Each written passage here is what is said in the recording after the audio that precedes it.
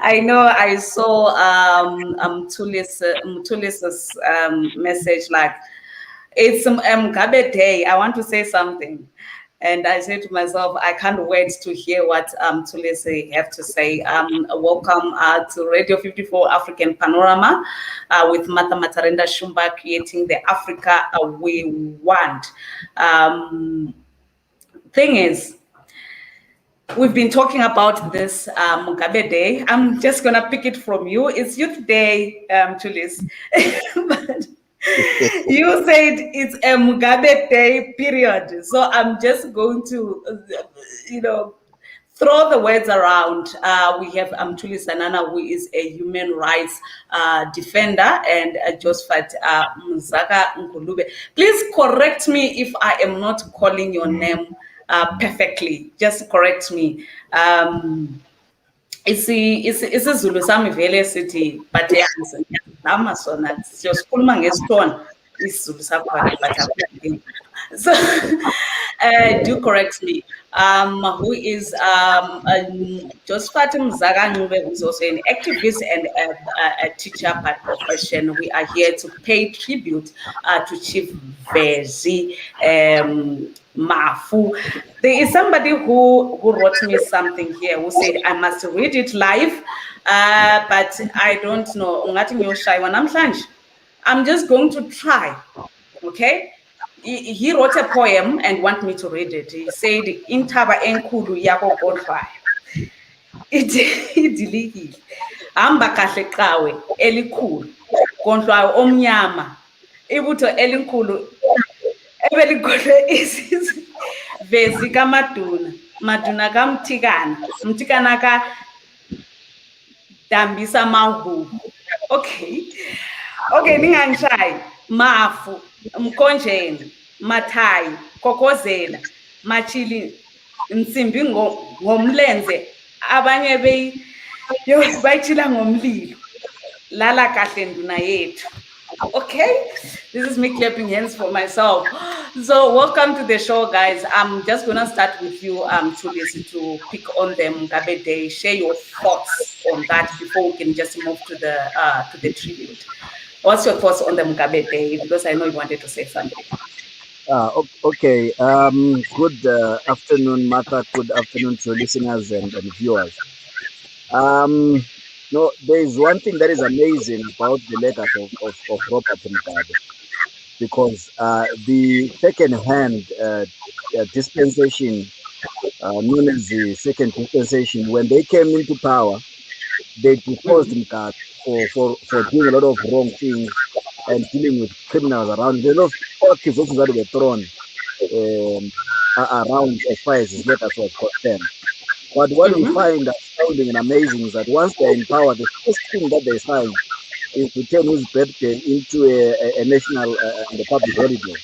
Now we wonder if Mugabe is truly their hero, why would they overthrow him? If Mugabe is truly a person who did great for the country, I do not think that such a man would harbor criminals around him to the point of needing the army to deal with those people. So I feel that the legacy of Mugabe is a creation, because when we look at what he did for the young people, we really can't find it. For example, when we look at the employment statistics in Zimbabwe that affect our young people, we have over 90% of our young people are not employed. So where is his legacy? Yeah, you look at the issue that there's been rumors of rigging elections. It is because that the vast number of people that are affected by such decisions are young people. So there is no legacy from that. But well, others would argue and say we did great in terms of the education system. But I would want you to know how good are the degrees that people are taking from the state universities or the universities that were paid from. In terms of numbers, you can say yes, we have a lot of universities, but how good are the courses that are being done there? How modern? How modern is our education system? You go to science institutions that have not done anything scientific. You go to medical institutions that are failing to do COVID-19 trials for vaccines. So what is his legacy, and then he comes to the other parts of Matabeleland, of the country, Matabeleland, where I hail from. We as young people of Matabeleland, we do not see much of Mkabe in our lives, because if we can actually identify most of our problems and link them to Mkabe. In terms of infrastructure development in Matabeleland, we have no schools in Matabeleland.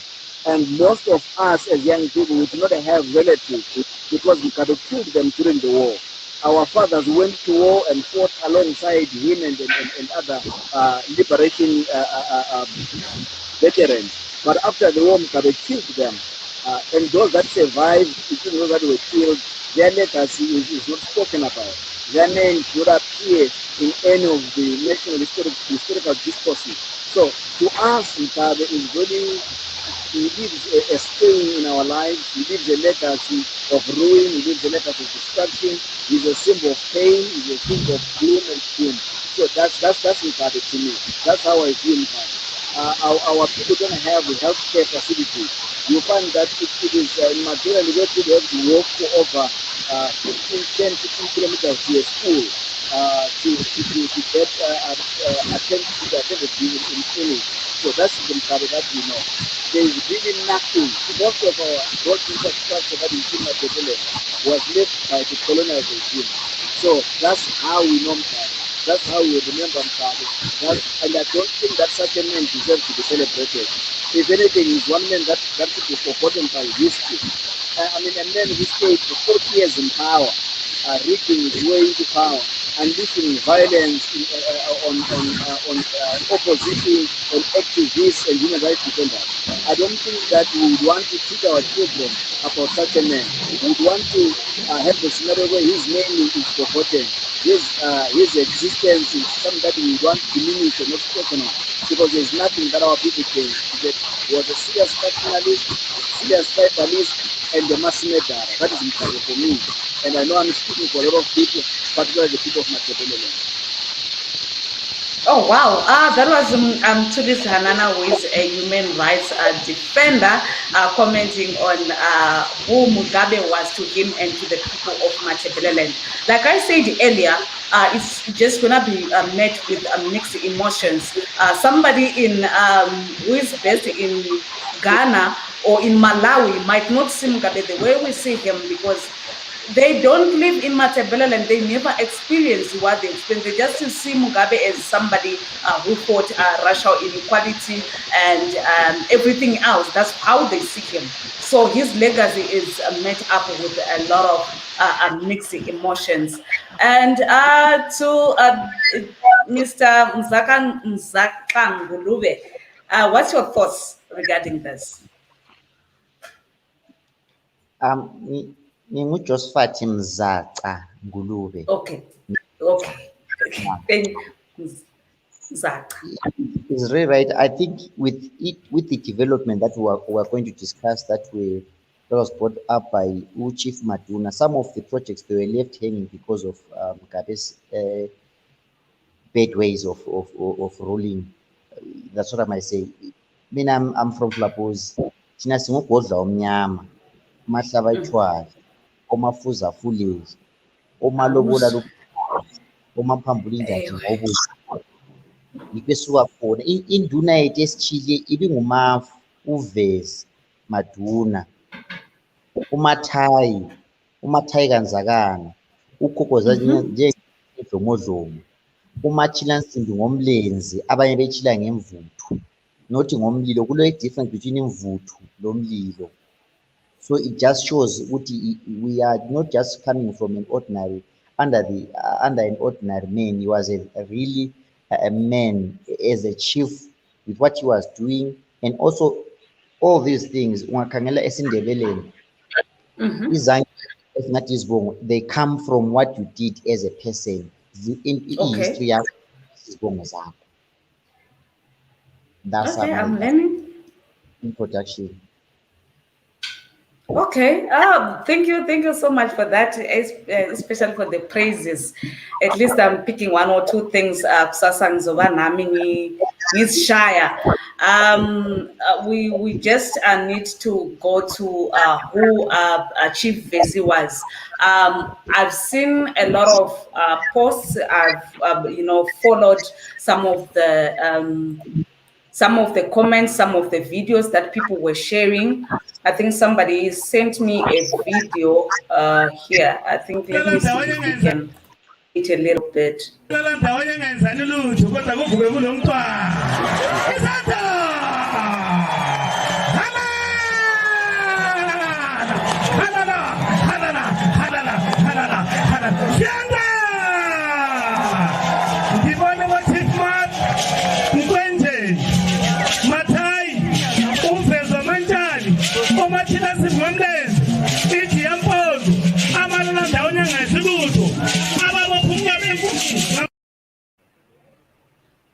Okay, that was just a clip that I got from somebody who shared that clip with me, and I see the praises and so forth.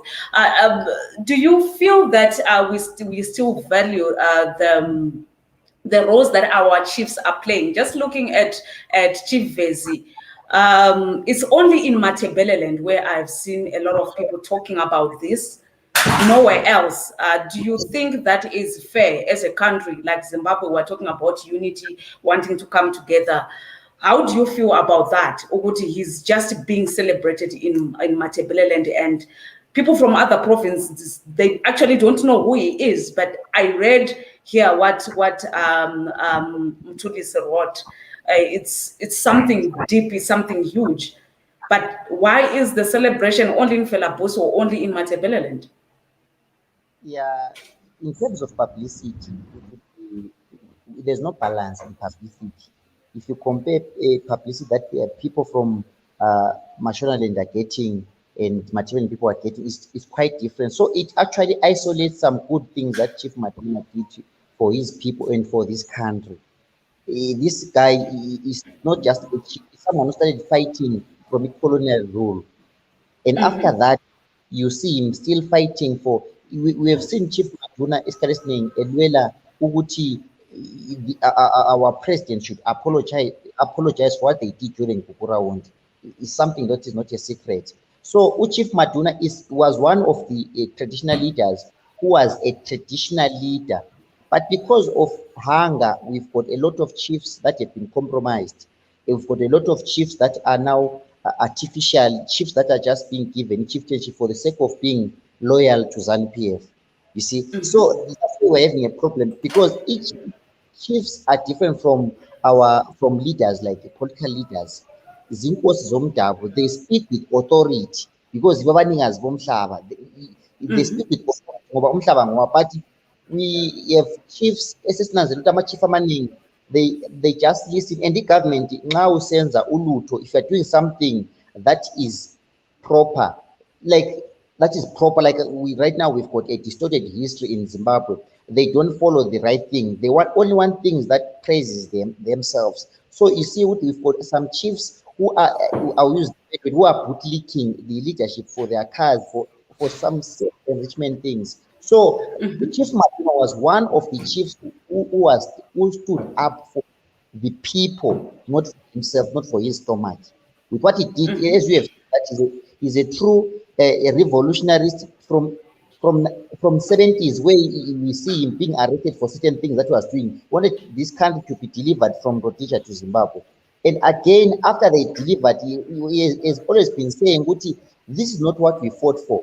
I see Kwesakulwela egangeni osotholwa ngabantwana is a man abantu abakhe they should go to school bafunde babe ngabantu abaphezulu, but iZANU-PF njengekhulumende ebusayo ibingakufuni khona ukuthi kulama project amaningi awenzele abantu bakhe. Sikhuluma ukuthi bekulabo swing kule swing irrigation swing dam esesiwazi. It's one of the things that Maduna wenzayo. We've got a culture center in the recent years where launched a culture center. We've got some artists, some musical groups like Bright Stars. Leadership that Chief Maduna was really based on traditional. As you can see, abantu what you call Godwayo is Oches Marawin, they started from Imbube. They were seeing Imbube up what they are. There's Prestas, there's Imbizo, to show what we really value our culture as people from that side because of Chief Maduna, inspiration to a lot of young people. Yeah, which is awesome. And I once had a conversation with somebody who is from the government to say, why is it we don't have everything documented? What happened during the War of Liberation? Reason being, without that being documented, the people like Chief Vezi will never be known. We only know from just a few, we have their stories told and something like that. We are not compiling enough information and, putting it out there so that our young people can know Uguti. Other than Handa, we also had somebody who was coming from Matebele. You get what I'm saying? So we are not really, the government and civil society organizations are not really pushing for all of this, which is very important in the unity of Zimbabwe. What you are just saying is not just from a person who is from Matebele. We have a lot of people who have stories to tell, showing Uguti at some point government is not being fair. It chooses Uguti Bafunaba.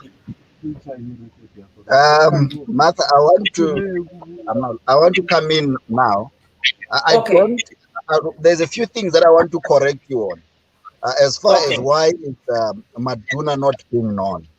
The first thing that you must understand about Chief Maduna, you compare him with other chiefs. Which chiefs are known in the country at the moment? The only chiefs that make news in the country are those that are ZANU-PF political commissars. As long as the chief agrees and admits that they want to be an errand boy for ZANU-PF, definitely they will be known. Definitely they will make headlines. But Chief Maduna was not an errand boy for ZANU-PF. Chief Maduna was not a ZANU-PF trumpeter or a chorus master. He was not that kind of a man. Secondly, you must understand that Chief Maduna is a politician. He was someone who was political conscious. Where was he coming from? He comes from a long lineage of Zebra veterans. And as far as we know, soon after the war, one of the things that the government of Zimbabwe did, the government of Robert Mugabe, what they did is they confiscated all the war records, the history, the archives of Zebra and ZAPU. They stole them. So Zebra was very organized, ZAPU was very organized. They had everything in order. But because ZANU-PF did not want to have anyone having a claim in the liberation of our country, they made sure that they steal those records. So we have our history, but where is the history of our liberation stalwarts? It is locked up somewhere in some ZANU-PF dungeon if they didn't destroy it. And at the moment, you must also be aware that all attempts to celebrate Zebra veterans are thwarted. That is the other reason why Chief Maduna was not declared anything in terms of being a national hero or a war hero. Because once someone is declared a hero, there's going to be a requirement that their story be told. There's going to be a live broadcast about their history. ZANU-PF is there on record for over the last 38 years. They do not want to declare anyone from the Zebra battalion or from ZAPU to be a hero, simply because they want to stay with their liberation credentials. Look at people like Moyo. Look at people like Findompofu. Look at people like Tenjuele-san. Okay, I think his network bumped or something. Okay, I think that's a network error. As I'm following us, I'm getting a message here from someone who is saying, okay, you can continue, Mthulisi. I think we had lost you for a moment. Yes. Okay, so what I was saying is that you must be aware that there is no one from the region of Matabeleland whose story has made it to the history journals and chronicles of the history of Zimbabwe. None except Joshua Nkomo, whose chronicles of history also dwarfed, diluted, and underplayed. So we have a government that is constantly making sure that our people from the region, our people from Matabeleland, do not have their stories told anywhere. You can go to you can learn history of grade 1 up to tertiary, maybe up to upper 6. You will not see the name Tiriso Tabengo. You will not see the name Lookout Masud. You will not see the name Jinin Tuta. You will not see a lot of names from the people from our region. You will only learn about people, if they're from Zapo Zebra, it will be people that made it to be vice presidents or something like that. But the people that really fought the war, the people that were there during the struggle, their names do not appear. So it's a conscious effort by government. So we cannot come here and blame NGOs for telling the story of the country. We cannot tell us that NGOs are not doing much in terms of, we have the Ministry of Information and Publicity. We have got these departments of the country. They have that history. They are downplaying it. They are dwarfing it. They are ignoring it. So that Lookout Masu in the year 1982 wrote a letter to Robert Mugabe to say, why is it that when we are celebrating the independence of the country, the only people that we talk about, the only songs, the only heroes that are spoken of are those of Zanda and not of Zebra. And the problem that we had with ZANU then is still the same problem that we have today.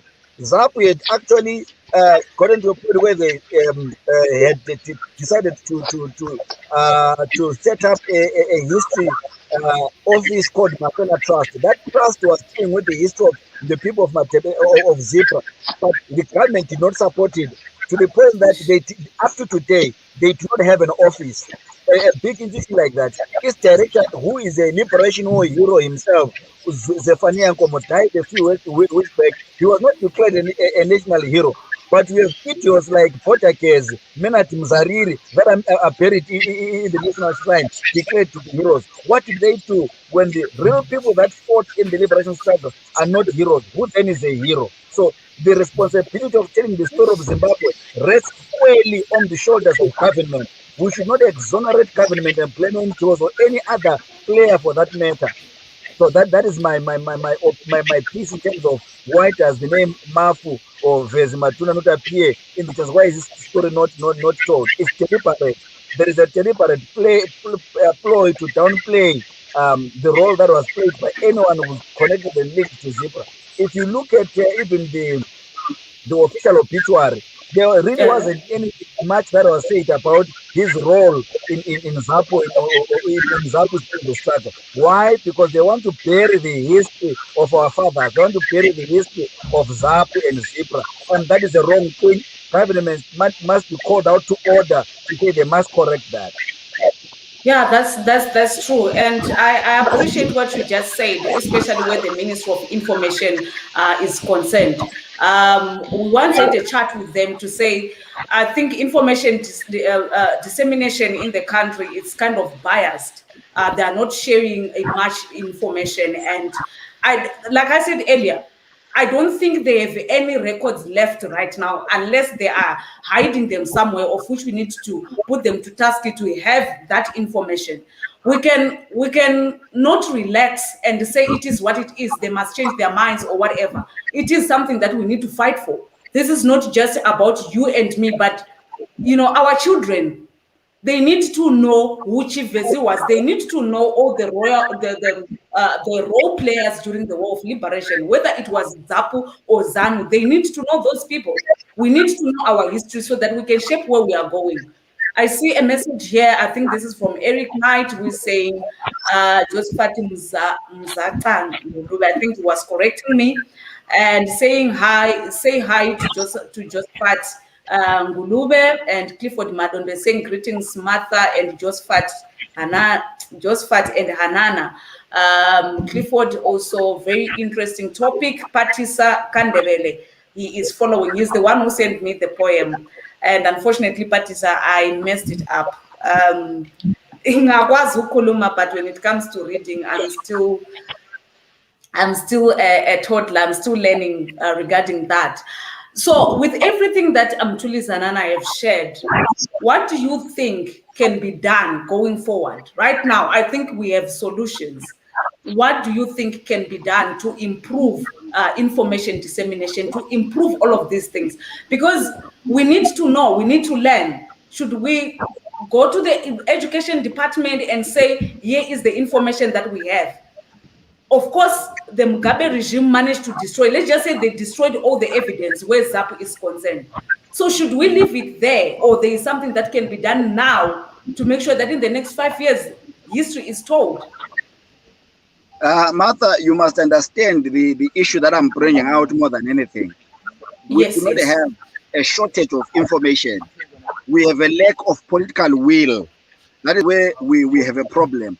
We have a leadership that is not willing to tell the story of other people, simply because we have people with a dubious war credentials like Matema Tanda that are now touted as war heroes. The moment the people that were there in the struggle come out and have their story being told, you will have the likes of Chino Timba will not know where to hide because they were not there. They did not fight the war. They have these exaggerated war exploits that are not known. Even at one point, we were told that Joyce Mturu downed a jet fighter or something like that. But when she left ZANU, we were told, no, it might not even be true. Who actually in ZANU was in the war front? So the moment we decide to tell the true story of the history and the liberation of our country, we will discover that we are being led by counterfeit revolutionaries. We are being led by people that have fake war credentials, people that have cooked credentials of the war. And you do not expect those people to tell the story of Zimbabwe. You do not expect those people to tell the story of our people. There is no way these people would be willing or politically willing to tell our story. As far as what the common man can do, one of the things that we can do, we should make sure that as a people, we start telling the stories of our parents. If you are connected to somebody who went to the war, or even at family level, let's start archiving critical documents. Let's start recording our parents telling us about their exploits and their war experiences. Why? Because after this government is gone, we will have opportunities to tell our story. We cannot be limited by this government. Their only limit will be we will not get national airplay, we will not be in the textbooks and the history journals of the country for now. But our parents are dying. That's the one thing that I want to encourage our young people. The people that are genuine liberators of this country are dying. So before they die, let's make sure that we record their stories, we tell their story, we document, we write books. Like I, for one, I was instrumental in the setting up of the Timiso Chabema Foundation. The reason why we set up such an institution was to make sure that the history of our people is documented and the welfare of veterans is maritime. So I feel we need to do more than just that. And I'm actually surprised and shocked that you have people like Chinga Dube. Instead of setting up a war memorial, what it does is set up a foundation to cater for sports. Fair and fine is good, but I feel in Makokoba with Peter and who could have taken care of sports. Chinga Dube, the only thing that is prominent and pronounced about him is the fact that he is a war veteran. He should have been the one that is driving and championing the cause of veterans in our country. So I feel as a starting point, let's tell the stories of those that we know. And I want to encourage war veterans as well to trust us as young people. Call us, tell us your story. We will write, we'll document, we'll archive, we'll keep safe. And when the time is right, when we have a proper government that is sensible, that values the ethos of the liberation struggle, upon which the constitution of the country is founded, then we will tell your story. Oh wow, this is great stuff. Thank you so much for sharing that. I think Mzaca, you can read what Clifford asked. What are the speakers' view about the traditional royalty chiefs and chieftains having been captured by ZANU-PF for manipulating the populace? But before we move to that, I want to read what Sibangani Elton Masumbika wrote here. He's saying, in this corner where I am, traditional chiefs sit in the local municipality council. At provincial and national level, they have a house of traditional leaders. The corner is just next door to Zimbabwe. Why can't Zimbabwe copy good things? I think that is something that should be directed to the government to also copy the same thing. I once had a show here, the role of traditional leaders in creating the Africa we want. You find out that in every decision making, currently they are not involved, especially in Zim. But back in the day, You wouldn't go out to war without consulting the traditional leaders. You wouldn't go. They had the final say. They will go to any traditional healer, get whatever they need to get before Wakomana goes out there to fight. But right now, it's not happening. And like what Mthulisi said, it's all about being captured, those who are captured, given cars and so forth. Why are chiefs being politicized? Because they must represent their subjects. I think, Mzaca, you can answer what Clifford is asking. Yeah, I think on this issue, I will just highlight just few points about it. On this issue, the problem that we've got, maybe that made some of us to be refugees as we speak right now. We're not in our country. It's ZANU-PF.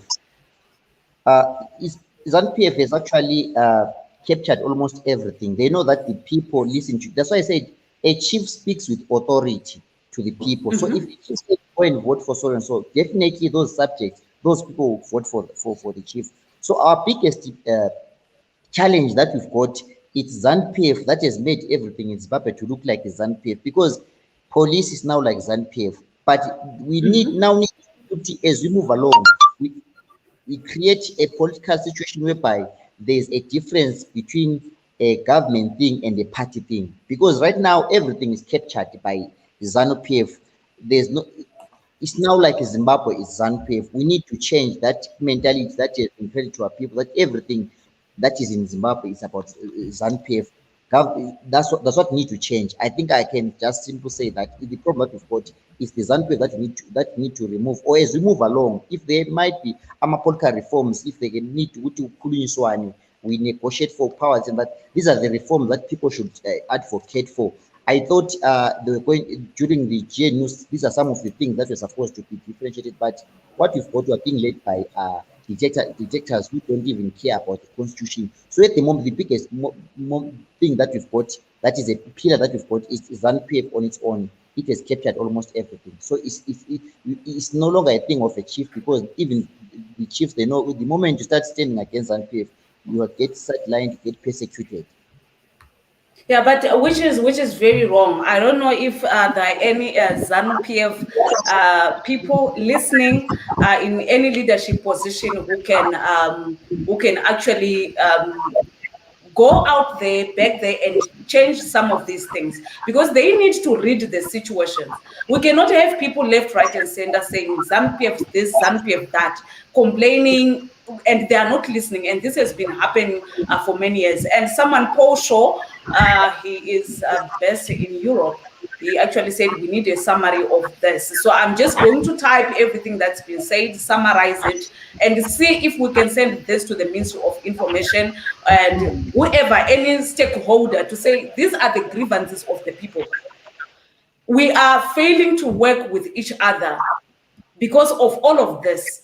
We've been in situations where sometimes even being Shona or being Debele, it becomes a problem or tallied to ZANU-PF, which is very, very sad in our communities, even here in diaspora. So we want to find a way to say leadership must lead. Leadership must go back to their to wherever they are leading, whether it's any ministry, let there be equality, let there be preaching of unity, and so forth. I want to read something from Mangaliso Mthunzi, who said, I think nowadays it's more accurate to deduce one's hero status from the very act of being denied the national hero status. If one is from Matebele and is denied that status, then we know he or she is indeed an indisputable hero. That is Chief Maduna.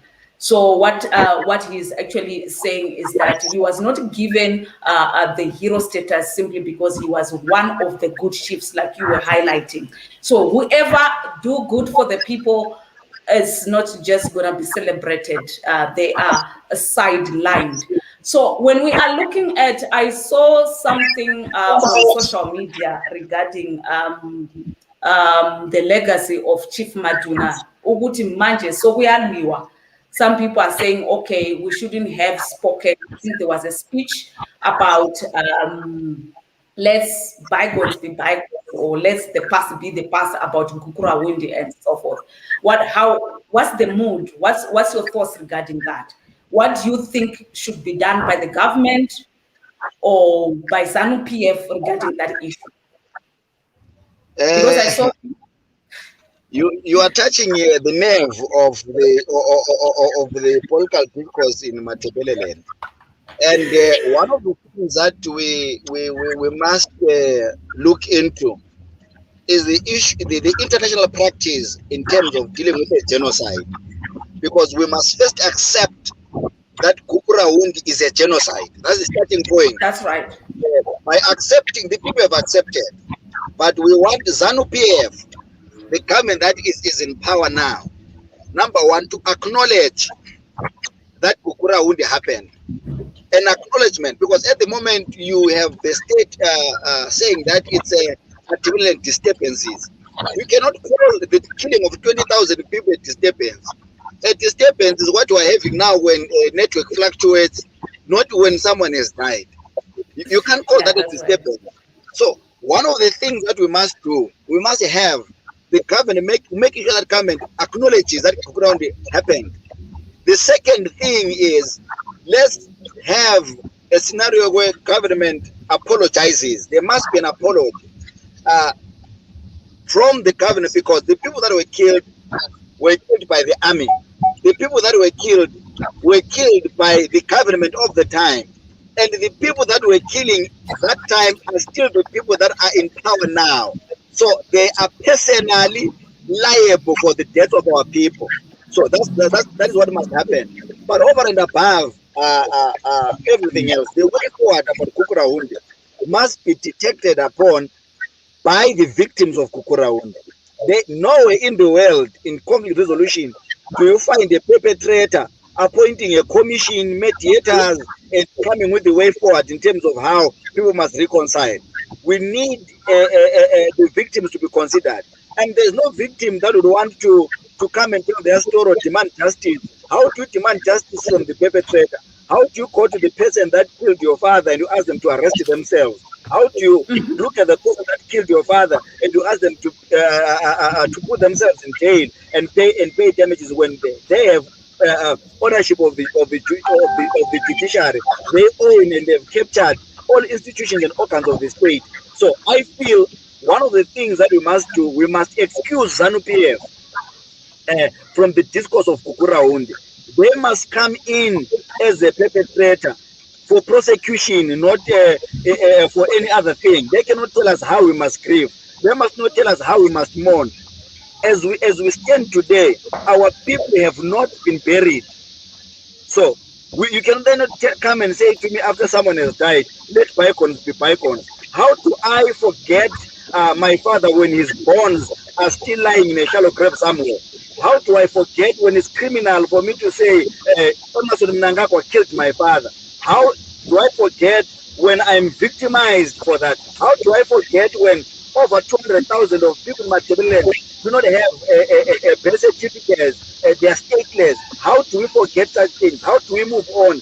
What are we burying? How do we bury bygones when we can't bury bones of our deceased relatives? So I feel the issue of burying the past, the issue of saying bygones be bygones, is an excuse by people that are insincere and that are not genuine to try and force us to accept that they are murderers and have conquered us. And we refuse to be conquered. The blood of our fathers refuses to be silenced even today. That is why even if we, this generation, fail to solve the issue, our children will rise up and they'll demand answers. That's why we are demanding answers on behalf of our fathers. So governments must be sincere. They will tell us about the issue of the National Reconciliation Commission, that Healing and Reconciliation Commission that is set up. How to reconcile without justice? How to reconcile with people whose lives were destroyed 10 years into independence, when everyone else was enjoying the independence of the country? Matebeleland was being killed. Matebeleland was being destroyed. Matebeleland was at war. So we cannot accept the commission unless there is a justice mechanism, and also unless they're independent. And the independence of the commission means that they are not answerable to a minister in government. They are not appointed by ZANU-PF. They are not appointed by the government or perpetrators. So if we are sincere and genuine about Kukurahundi, government must release the Hamba and the Tumbuchena commission finding. Let's start there, because there was a commission that had an inquiry. The findings were hidden. The findings were destroyed. And we know they have them somewhere. This is not be idiot. And one thing that I feel these guys must do, they must, as a sign of sincerity and goodwill, let them release those findings. Let them return the Zapu properties that they confiscated after the war during Kukurahundi. Let there be signs of goodwill, signs of remorse. But no, they're not doing that. And I think that I must say, political parties in Matabeleland must stop politicizing the issue of Kukurahundi. What do I mean? It's a political issue, yes, but it should not come up only when we want to be voted for into power. Our people must not be reminded that they were killed because we now want them, want your vote. If our political players are sincere about dealing with the issue of Kukurahundi, let them call for an independent inquiry. Let them call for the return of ZAP and ZIPRA properties. Let them call for the release of the Chamba and commission findings. These are things that we can do, not to come 2 days before an election and you say, you people were killed during Kukurahundi. That is the other reason why we are failing to solve this thing. And finally, in terms of solving Kukurahundi, our people must come together in the region. There should be one voice, there should be one stance and one stand as far as what we want done about Kukurahundi. We can't have someone in Makwekwe saying they want this, someone in Kai saying they want that. Can't have the church saying they want something else, the NGOs wanting something else. We must make sure that Kukurahundi becomes a point of convergence for all the stakeholders in the country, particularly in the region, and then we come up with one voice. I want to commend what Matabeleland Collective did before it's captured by Jenny Williams and other people that are in the wallet of ZANU-PF. Because what we had done as the Matabeleland Collective, we had compiled a compendium from what our people had been saying over the years. And Kukurahundi is one of the issues that we're dealing with. And that document got endorsement from the chiefs and numerous other stakeholders and NGOs and church players and CPOs. And we took that document to the president. But to show that this guy is not willing to solve Kukurahundi, he hijacked the entire process. And now we have the puppets of the state parroting and saying stuff about Kukurahundi and parroting the ZANU-PF propaganda and hogwash.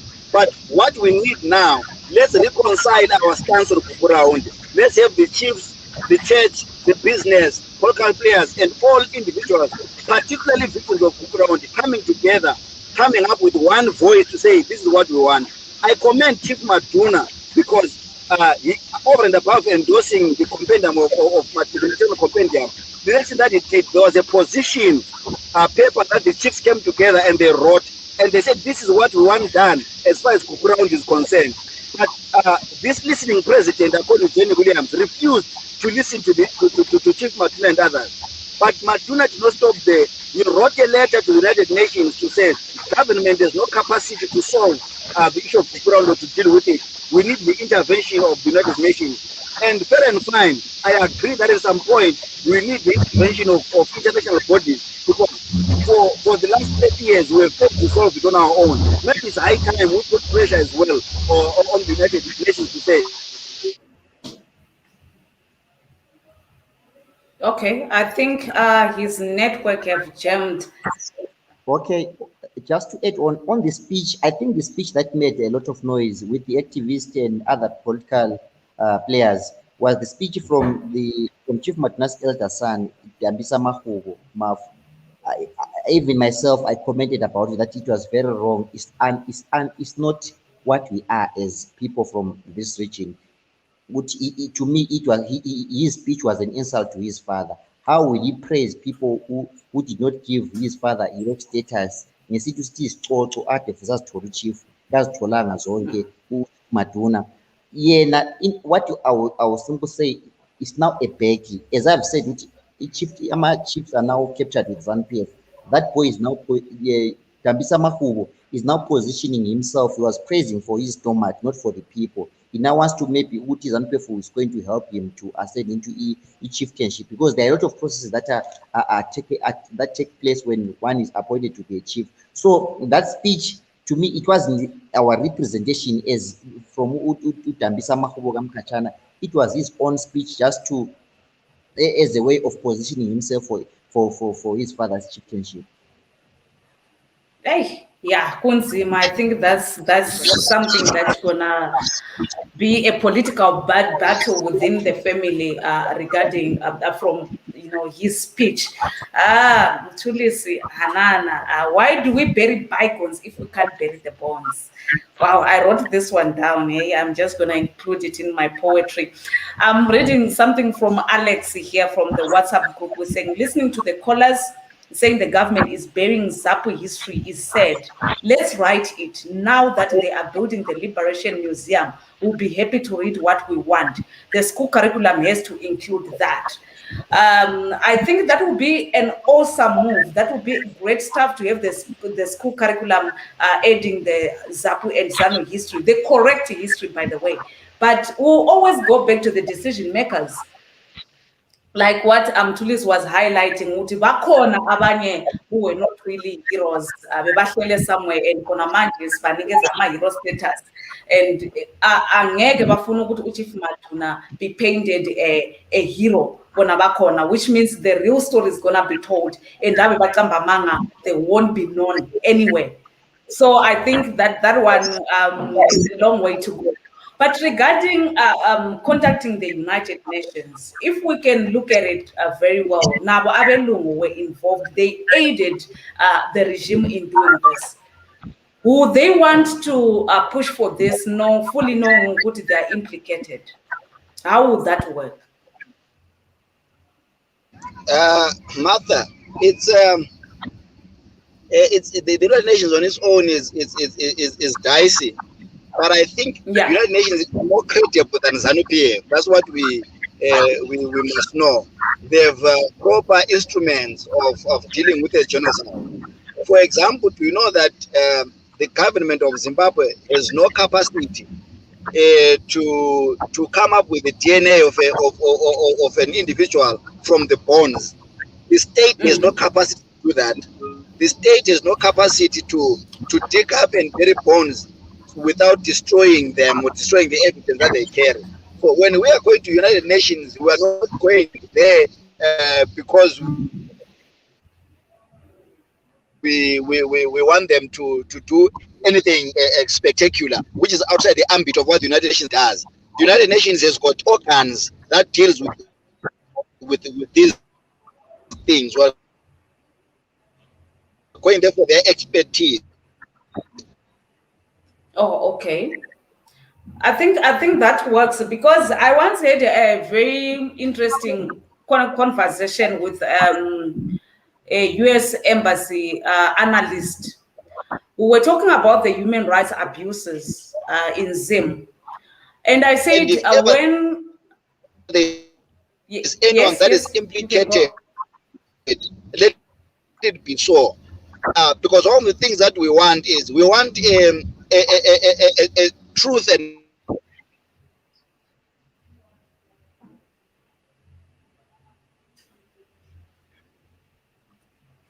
I think some loser in network. Yeah, just to be adding on what he is saying, I realized that the biggest mistake that was people from maybe say other regions to allow Robert Mugabe dividing people. That's where we've got the biggest problem, because Robert Mugabe divided Shonas and Ndebeles for the sake of doing ruling. There's no political leader or anyone who would like to see people being united.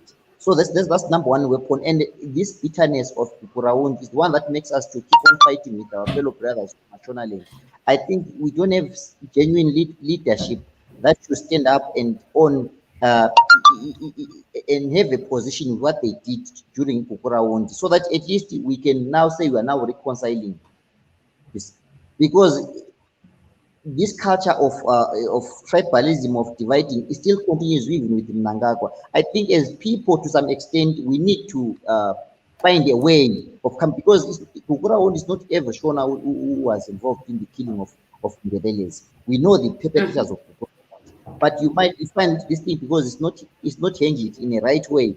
We end up fighting each other as brothers, and instead of knowing each other as brothers and sisters, we now call ourselves as Shonas and rebellions. Yeah. So I think to some extent we need to come up as people. When you talk of these bygones, we need genuine leadership, especially Mnangagwa. Chief Maduna was advocating for Mnangagwa to come open, to say sorry, to apologize, to acknowledge that they did that. But you can't continue making people fools and think those people will forgive you just like that. It's not easy. So we need a proper process towards the healing of the people who were affected by this Kokura on the thing.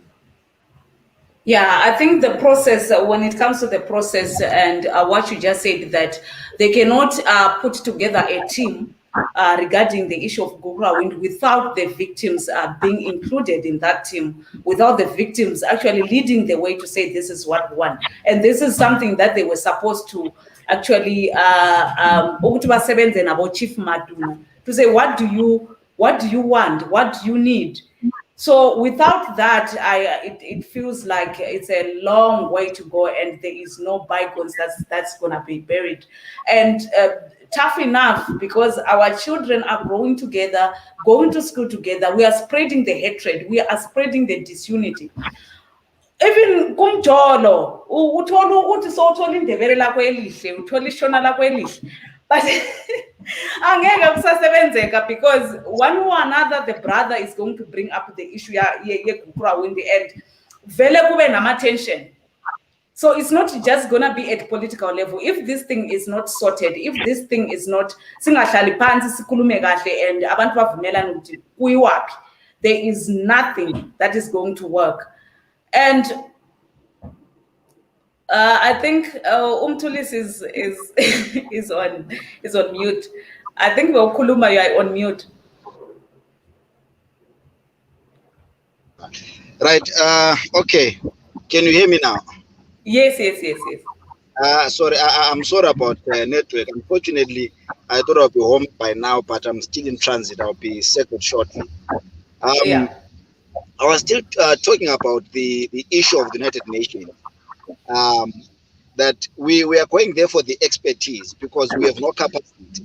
One of the initial things that we want the United Nations to declare Gukura Wind as a genocide, because as far as the statutes and the instruments of what a genocide is, as far as the United Nations is concerned, Gukura Wind qualifies to as such.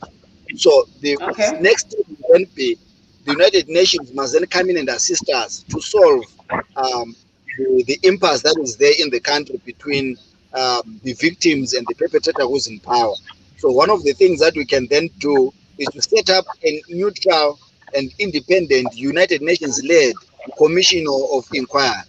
And that can only happen if the people that are involved are not in power, because one of the effects of a commission of inquiry is that those that are guilty, some of them might be taken to the Hague for hanging or for sentencing, because Gukura Wind is a crime against humanity because it's a genocide. So, I'm also not too sure if United Nations can intervene in a Zimbabwean dispute considering the sovereignty of states. Will they not be infringing on the sovereignty of the country? So they can only come in when they're invited and by the government, because they cannot impose themselves on Zimbabwe. I'm not sure how it works out, but I know that there's sovereignty instruments and legalities that are involved. So one of the things that I feel we must do is that we will keep compiling and putting pressure on government.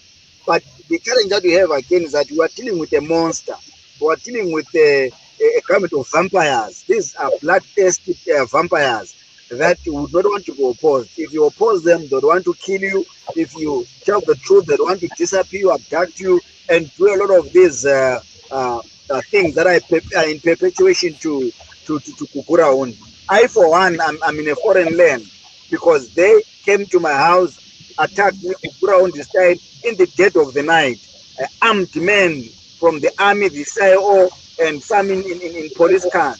Coming, I don't know if they're coming to abduct, to kill, or to effect an arrest, but who is arrested in the dead of the night. So you can tell that these are people that are not willing to have a genuine solution around the issue of Gukura Wind. So we can write to these international organizations and mother bodies to sensitize them that we have this ongoing process in the hope that maybe they can then impose even more sanctions. I mean, if SADC impose sanctions on Zimbabwe to say we can't trade with you unless you deal with the issue of Kukurahundi, maybe it will help, because what we need, this government is a government that only responds to pressure.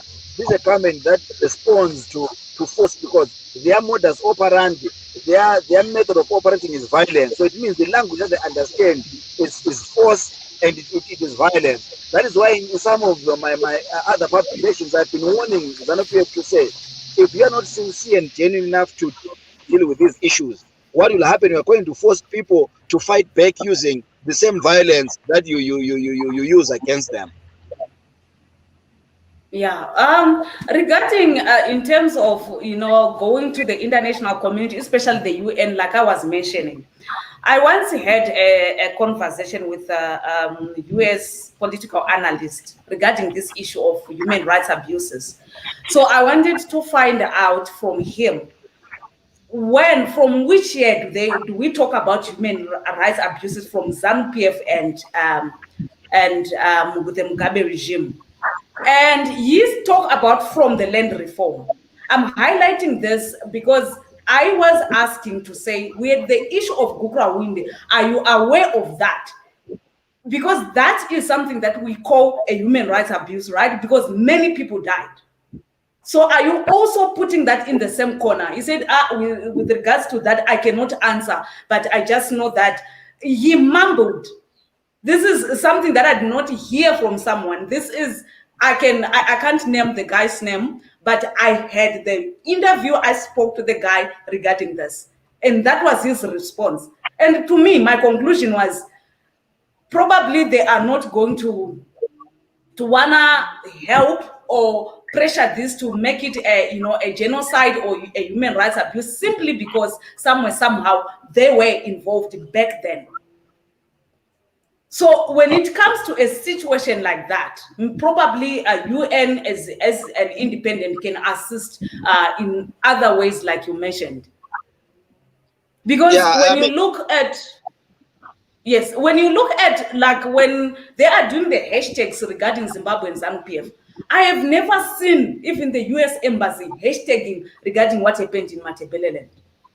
So I always ask myself, maybe it goes back to Bona, what affects their interests, and this matter to them doesn't matter. I don't know. You can correct me on that. But you must be aware that to the Americans, the life that matters the most is the life of an American. That is why if one person dies in America, it can make headlines.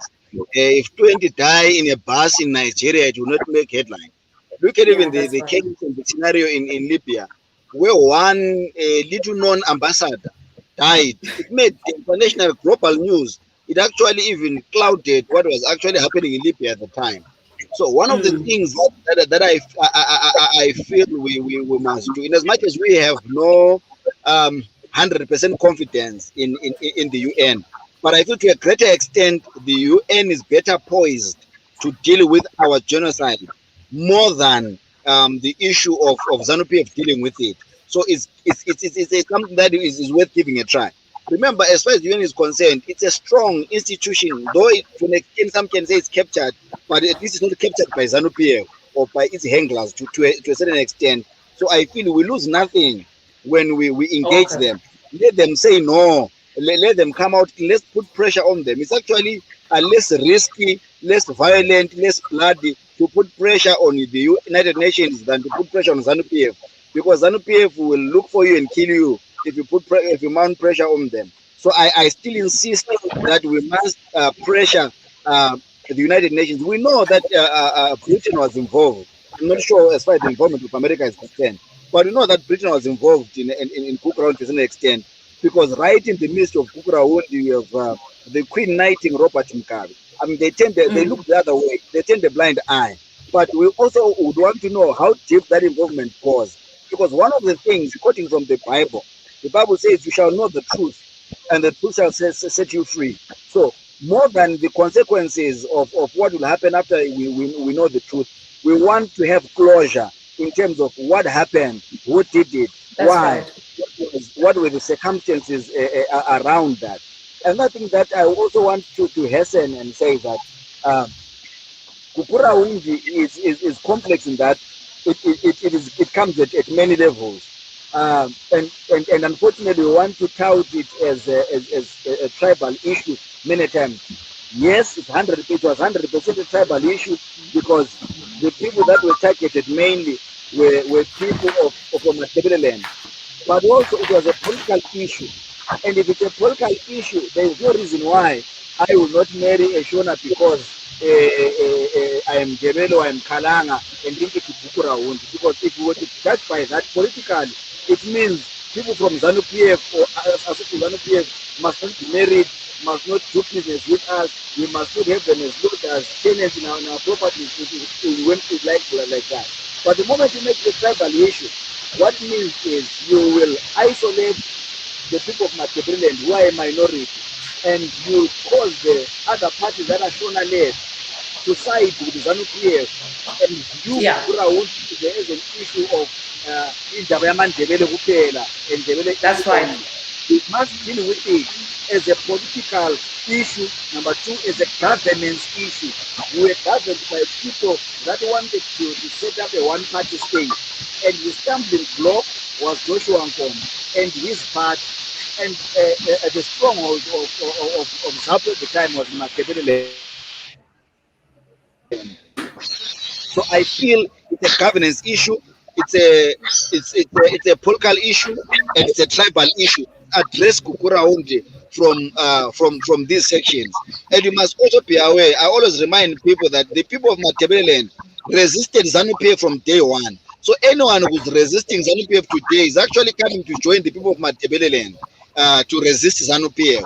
So I feel all these parties that came after your MDC, your NCA, and all these other parties, they must throw their voice behind the issue of Kukura Hundi. Once we tribalize it, it means they are also going to be on the side of ZANU-PF because we have more journalist parties than Matabeleland in the country. And once we do that, we are not building a nation. I am in Nkomo East. I'm a strong believer in the Zimbabwe project. I'm a strong believer in the legacy of Joshua Nkomo. That Joshua Nkomo set up a party. The first party to have the name Zimbabwe was ZAPU, Zimbabwe African People's Union, which was a Joshua Nkomo project. And I feel that we have a unitary, rather a devolved state is still possible.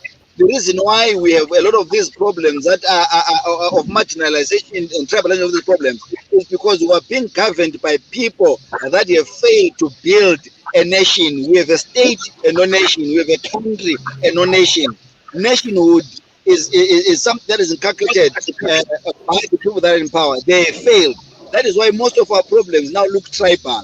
They are tribal because we are governed by tribalists. They are tribal because the people that in power are conscious of tribes. And what made them conscious of tribes is Robert Mugabe. It is ZANU-PF. From the time they split from ZAPU, it was a tribal split. It was an issue of ideology. It was an issue of the liberation guerrilla warfare because at the time ZANU-PF split, we had our people from ZAPU that had gone for military training, including Emerson Mnangagwa. So they cannot tell us that it was an issue of the execution of liberation strike. It was tribal. So we need to make sure that we work towards achieving a government and a leadership that is not sensitive to tribe, but a leadership that knows that we have a country with no nation. We want nation builders, people in the mold of Joshua Nkomo, people in the mold of Dumiso Tabengo, people in the mold of King Mzilikas. These are the people that we need, people that are going to promote people on merit.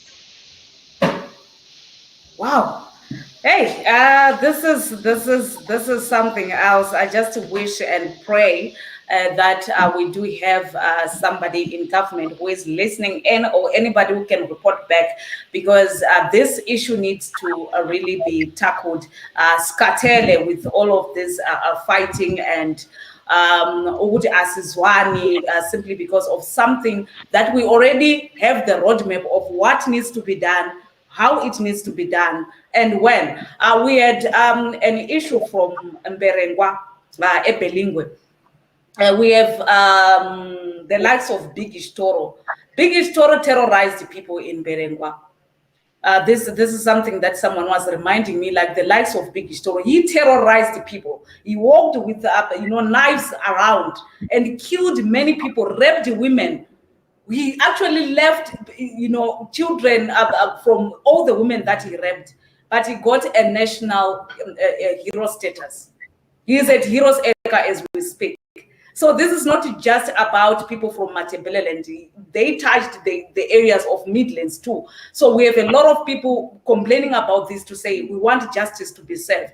And I don't know whether the presidents or anybody can read the mood of the people to say what needs to be done. You just hear people like, nah, man, it will pass. Spuza songe ngamandebele, spuza songe ngamashona. But this is deep. This goes beyond drinking together or saying hi or ukuthi sifundele shona sifundele isindebele akusebenzi. So regarding Mother, yes, can I come in? I want to correct something. I have a problem with every time we deal with the issue of Kukura. I find it hard to stomach when somebody wants to compare the atrocities of a government to other things that government did. Government has not done anything in Zimbabwe at the scale of Kukura. So one of the ways that Kukura is realized, you would want to tell us, no, it's not a Matuland issue because even in Mashonaland, people were killed, blah, blah, blah. But no one in Mashonaland was killed for their ethnicity. I mean, when we were dealing with the issue of Kukurawundi, let's not cross-reference Kukurawundi. No. When it comes to Big Toro, it was during Kukurawundi. It was a Kukurawundi issue. Okay, no, because I want to correct that, because every time we deal with Kukurawundi, we'll be told of Rambatswina, we'll be told of no. like that. So I want our listeners not to take you out of context, but to understand and appreciate that there is nothing in Zimbabwe that can be compared to Kukurawundi. Kukurawundi is a genocide, and it is the only genocide that we have in the country. So all the other atrocities that are then coming in now, they are coming in to confirm that the same people that were in power and in charge during Kukurawundi are still in charge. And it's their modus operandi. They've just scaled down because they've not killed 20,000 people. I think the last count of missing people and people that were killed for political reasons is about 5,000 people or so over a long period from the formation of the MTC. So I feel we must be clear that people were killed during genocide, and there's nothing else that ZANU-PF has done that comes close to a genocide. That's number one. Number two, there is nothing that the people of Matabeleland did that warrants a genocide. There's nothing that our people did wrong that warranted to be wiped out. If ever there were dissidents, as were told, they were a handful. I don't think you can unleash an army and have 20,000 people as collateral damage just so that you deal with 150 people. It was calculated. It was a reckless moment by ZANU-PF, a moment of cruelty and murder, and they must take responsibility. So let's not confuse Kukurawundi with political violence. Let's not confuse mass murder in a democratic country with Mzilega's invasions and incursions. We just cannot. If we are going to be sincere, if we're going to deal with the issue of Kukurawundi, let's deal with it as it is. It is a genocide. It is the killings that are motivated by ethnicity. And that's it. There is no other way of looking. The moment we bring in these other issues, we trivialize the weight of Kukurawundi. Yeah. Also, one of the reasons why some of those things needs to be mentioned is because the moment we treat it as just the Ndebele people issue, other people who actually are standing with the Ndebele people, standing with the truth, standing with what happened, they take a step back. So in fighting this, in trying to go out there and sensitize this issue, let it be a national problem. Solutions should come nationally. I used to have a friend, unfortunately we had a fall through, Ngulube. We discussed these issues clearly pants no lucky. The moment you say you are calling the people of Matabeleland to stand against Kukurawundi, the moment you just said only the people of Matabeleland, you are sidelining me. You are sidelining the next person who wants to, work around unity. You are sidelining a person who is in Mashingo, who actually feel that this issue needs to be dealt with. Not because they're angry with the ZANU-PF, not they are angry with the regime, but because it is the right thing to do. So it needs to be treated like a national problem. Yeah, Martha, I want to come in again. Yes.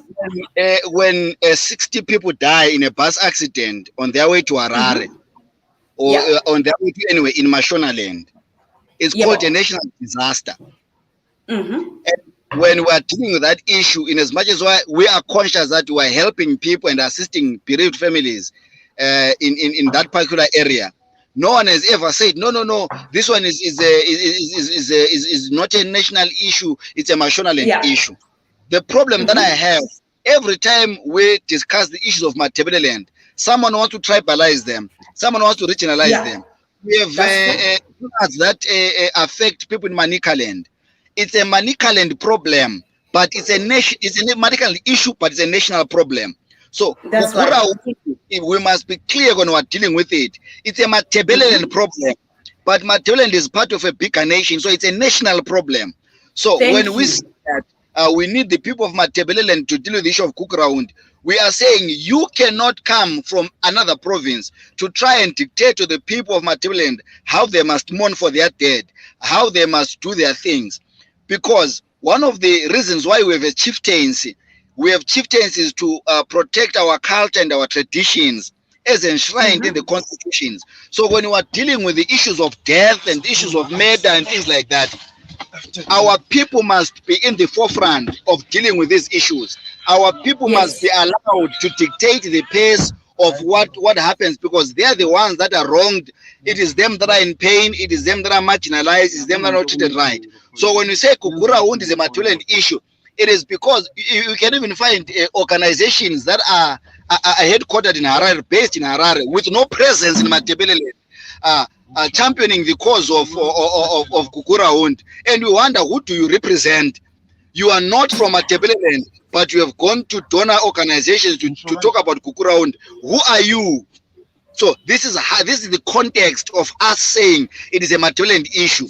We cannot have Kukraund being led by people that are coming from other provinces. That is impossible.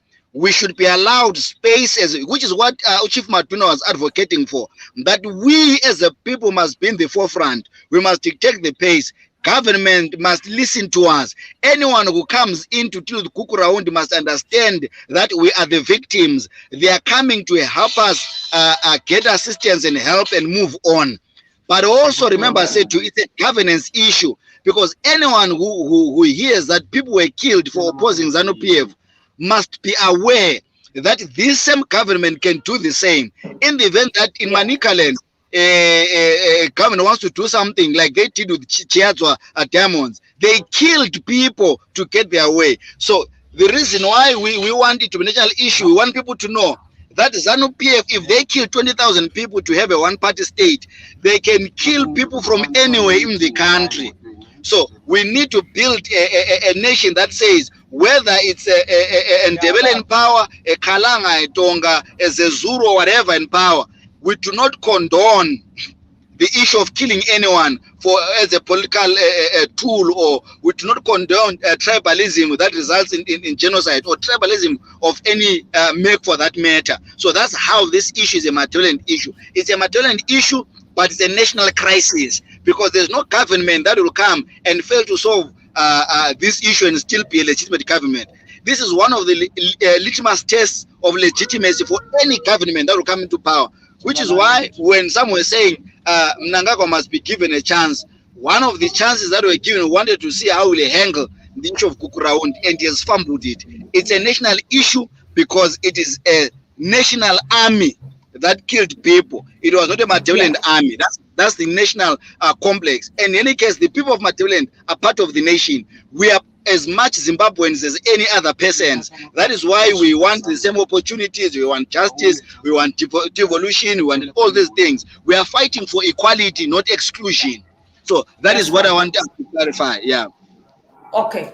All right. I am just looking at the genocide that happened in Rwanda, and by the look of things, Kagame have just tried to turn the wheel. And is there anything that we can learn from that, coming from Mzaca on that? Is there anything that we can learn from Rwanda that we can implement in Zimbabwe, or it's a totally different scenario and should be treated differently? Simple, just going back to what Mthulisi said, is that we cannot solve this issue of Kukurawundi as long as we are still led by the perpetrators of Kukurawundi. It's a different scenario with the Rwanda, because the person who is now a ruler there was not involved in the genocide of Rwanda. So our problem now, our stumbling block is like an abuse case where the father of the family is involved. It will be difficult for the mother to take the abuse, whether it's sexual abusement of kids, to the police, because it's the father of the house who performed that abuse. Okay, so in this case, it's something that we need to treat differently, and Zimbabwe's issue need to be seen differently. But I think Kagame was involved in the genocide. He was partly involved in this genocide. I don't know how he managed to turn that around. I was waiting for some document from someone regarding how they did it. What I wanted to understand is if Zimbabwe needs to deal with this situation completely differently from what other genocides that have happened in the history of genocides, or if there is something out there that we can copy and paste. Mother, that thing that you must understand is that the difference that is there between both genocides is that in Rwanda, it was one tribe, individuals. It was individuals, right, that were influenced and incited to kill each other. That is why even the death toll was too much, because if I was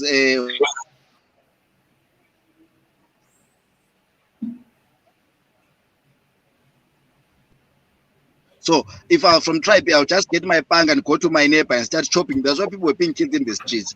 But in Zimbabwe, it was brazenly the state, the army, an organ of the state that was killing people. That is what I want us to understand.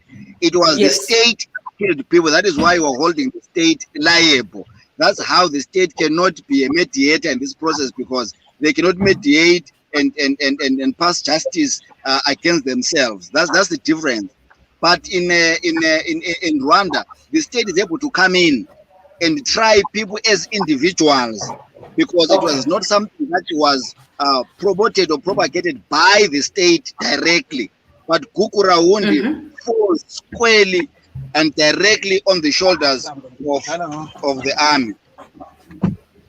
Okay. Yeah, so the issue of the army's involvement, and I'm just looking at when Mugabe was removed, people ululated when the army was involved, but given that history, it's a sad scenario that we always need to have the army involved. We know how they will react, like what somebody once said, the army are not trained to negotiate.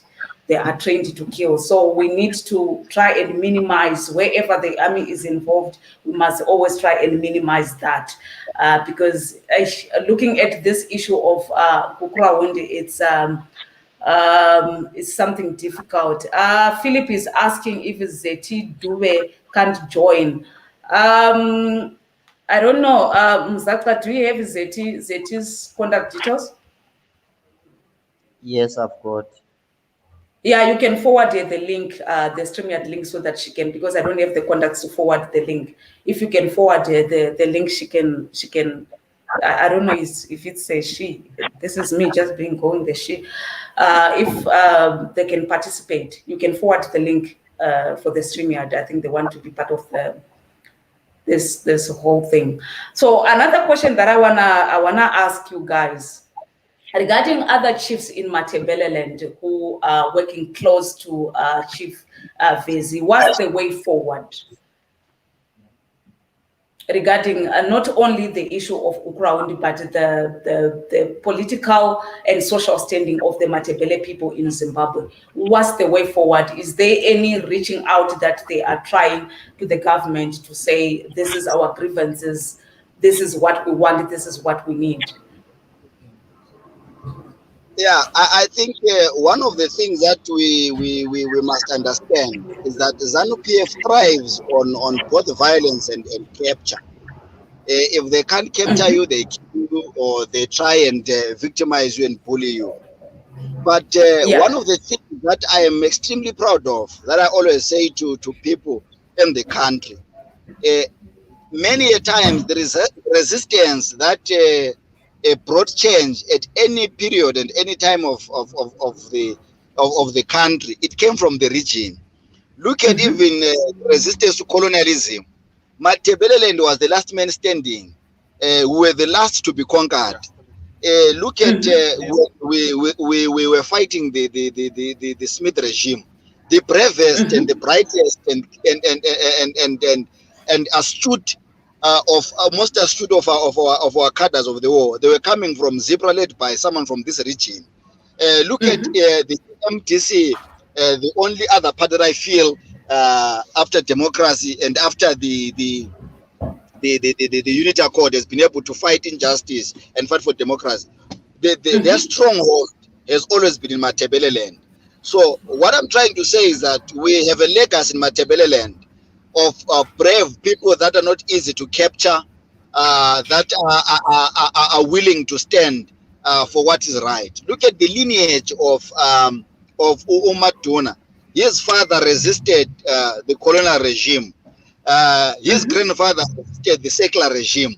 So we have a lineage of people that fight and defend the people, that stand for justice. So in Matabeleland, we have other chieftaincies that have been stealing in their understanding of the current political discourse, as far as I'm concerned. We have the Masuku chieftains, we have Chief Matema, we have Chief Ndiwen, I mean, some time ago we had to organize solidarity marches when the government was victimizing him. So we still have people that are willing to speak for the people. We still have chiefs that are willing to distance themselves from the commissariat of ZANU-PF. So I'm actually saddened, by the way, when I look at this potential successor to Chief Mafu, who spoke at the funeral of his father.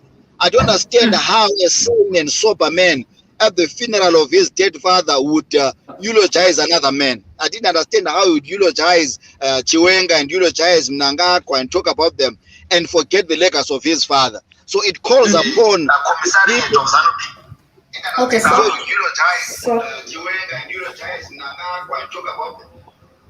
Sorry, there's feedback. So it calls upon the people of Matabeleland and the other senior chiefs to school this guy in terms of what our people stand for and what our people want. So because those were signs that this chap was intimidated or has already been captured.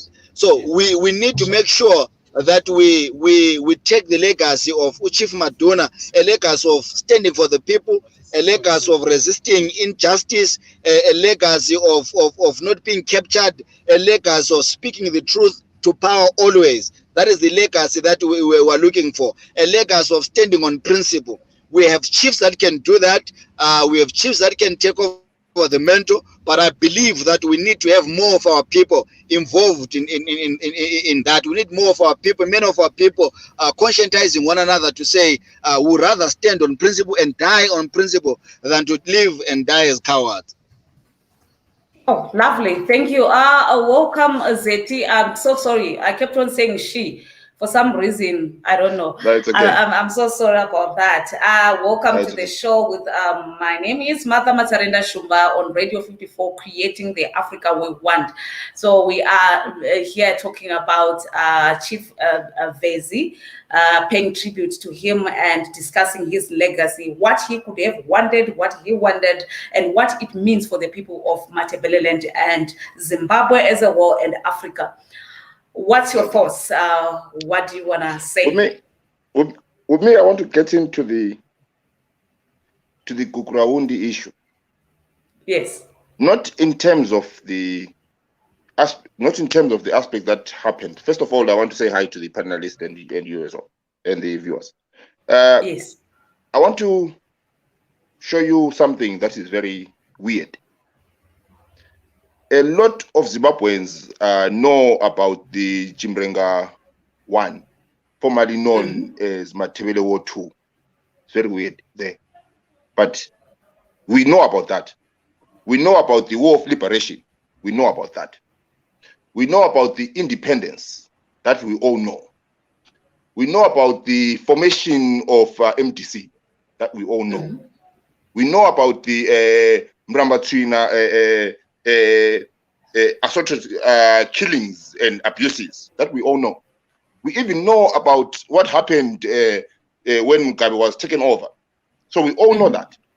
But it seems there's a certain episode in our history where we all seem to not know. That is the Kugrawundi episode, where even our parents were there. It's not like it was happening in closed doors. It's not like it was happening in the dead of night. Yeah. For that to happen, we have to be honest with each other. For that to happen, first and foremost, ZANU had to turn around and conscientize the Zimbabwean people on the killing that is about to happen. Yeah. Yeah.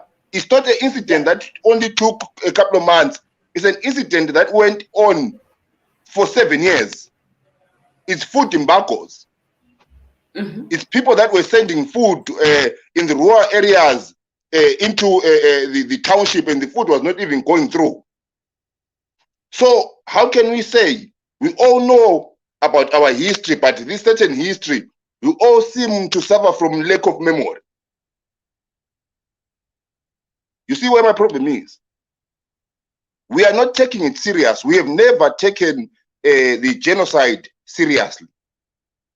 I agree with what Hanana was saying. We have never taken the genocide seriously, and we are refusing to take it serious even today.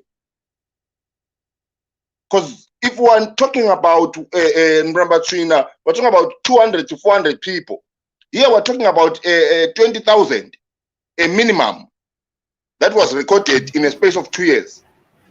We haven't even gone into the other 5 years that happened afterwards.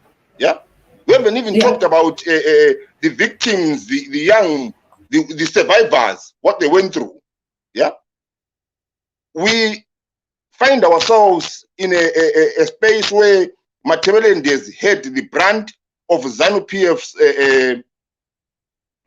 evilness, and it has had the brand of the Zimbabwean people's lack of recognition or lack of acknowledgement that it happened. But we as victims, we understand it happened. It's very weird to turn around and shout to someone that this happened, and the person turns around and says, no, I did not know. How can you not know? You know about 1894. You know about 1974. You know about 1980. What happens then in 1981, 1982 to 1987? So we as Zimbabweans, we have to understand that ZANU has made us not want to know. We have never questioned. I cannot see your children running around hungry and with sores and with injuries, and say to myself that I do not know whether you are abusing them or not. Yeah, when you are my neighbor, when I hear your children crying, saying help me every single time, now when people are coming to ask me, I say I did not know anything. I'm complicit in that. We have to understand that Zimbabwean people are complicit in the lack of knowledge or the lack of acknowledgement of what happened there, of what happened to those people and what happened to the victims that were left behind. We're all complicit because at the end of the day, we're fitting in to the cancellation or to the not recognizing of what happened. We can therefore point our fingers and say, point at the West. It's easy to point at the West. Yeah? Because one, they don't look like us. Two, they live a different lifestyle. Three, they've got different beliefs from us in terms of politics. It's easy to point at them, yeah, or their involvement. But if we're looking at what happened whose boots were kicking the doors? Yeah? Who was taking the kids and throwing them in wells? Who was taking the people and throwing them in the mine shafts? Who was burning people alive? Yeah? There was no West there doing that. Yeah? So let's start like any other crime when it's being looked at. Yeah? Let's start at the bottom. Who killed who? Yeah? Yeah, that's what right. was the reason of you killing Ngulube and the family? Yeah? Yeah. The person then turns around and says, I was given an order by General Chiwenga. Yeah? We then bring General Chiwenga on. General Chiwenga, why would you give an order? What would have made you give an order for this person to go and kill Ngulube and family? Yeah? General Chiwenga says, I was told by ED, bring ED on, put General Chiwenga there. He's complicit to the crimes. Yeah? Until if that line of inquiry turns around and gets us to Britain and the Americans, who deal with them when the line of inquiry gets us to them. Yeah? Because at this moment in time, we have jumped all these people, and we went and pointed out and said the involvement of the West. Okay. What if the West turns around and says it was not involved? Where do we go then? Are we supposed to start from the bottom? Hey, Mother, I'm sorry. Yes. Yeah, I understand. We might talk until cows come home with this issue. It's very painful, but yes, I think for this interview, can we just dwell with that Kukurawundi and talk about the legacy of Chief Maduna and what he really wanted about this Kukurawundi, how to be solved, even the issue of seeking the sitting president. Okay. Okay, sorry. Okay, I'll go back. All right, no, that's fine. I apologize. No, Zeti. What I want us to do, because I was checking the time, we still have 30 minutes to go. So I want him to finalize on his speech, then we can go back to that, because like I said earlier, it has to be centered around what Chief Vezi would have wanted, because it is his tribute after all. So you can carry on, just to finish off, and then we can go back to what Mzaca is suggesting. No, it connects anyway. With Chief Maduna, yes. he was an island by himself. An island without any support. We have to first understand something that has happened in back home. The chiefs have no power. You can't voice while you are being fed by ZANU-PF. Even your voicing has to be limited to how much food you've got in your fridge. He was falling under that same restrictions as well, same as any other chief. He was falling under the same restrictions of turning around and saying, if the chiefs were that serious about what will happen, therefore they will leave their chiefdom and say, I'm not taking the ZANU-PF cars, I'm not taking anything else, I'm going hardcore against ZANU-PF. We have to then understand the human nature. That if my father that fought in the Liberation War, now at 70, does not have the same fight. Now he wants to sit down and iron out, even if burying the bones that were never discovered. Yeah, but that does not solve the problems, the problems that are deep in our DNA now as Zimbabweans. The chiefs have to say exactly what their people are saying. Your job is to say what your people are saying, not what you think your people want to hear. Because at the end of the day, if he was an island by himself, who else supported him? You might find maybe there's 2 or 3 chiefs, but even their support it did not even weigh that much into the government itself. They could turn around and get a letter and read it and put it aside. How many letters have been written by chiefs that have passed away? You see what I'm trying to say? Yeah. We have to say as people and say, if the person stands and says something, so us as citizens, we have to then move on. Because at the end of the day, we cannot move on. We keep on burying this. It's 40 years now. Yeah.